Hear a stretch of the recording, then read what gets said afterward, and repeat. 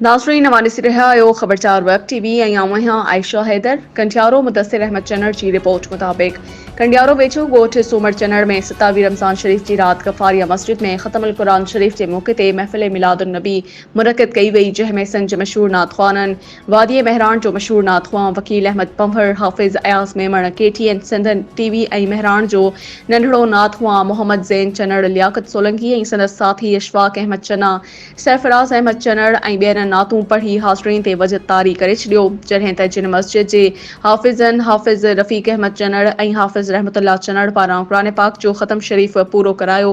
उन्हनि जी ख़िदमत में ॻोठाणनि पाड़े वारनि पंहिंजी हैसियत हर ख़िदमत कई। उन मौक़े ते दरगाह शरीफ़ जे अलफ़क़रा जमायत जे बानी फ़क़ीर अली मुर्तज़ा ऐं अल्लामा मौलाना हाजी मौलवी मोहम्मद ईसा चन्नड़ ख़िताब कंदे चयो त रमज़ान शरीफ़ बरकतनि ऐं रहमतुनि जो महीनो आहे। ॿियो वरी भलारी राति लैलतुल क़द्र ऐं जुमे जी भलारी राति आहे। हिन बाबरकत महीने में हर तरफ़ रहमतूं वसंदियूं रहंदियूं आहिनि। मस्जिदनि में हाफ़िज़ तरावियूं पढ़ाईंदा आहिनि त रब करीम जूं बरकतूं ऐं रहमतूं वसंदियूं आहिनि ऐं मस्जिदनि मां क़ुरान पाक जी तिलावत जो आवाज़ अचण करे दिली सुकून मिलंदो आहे।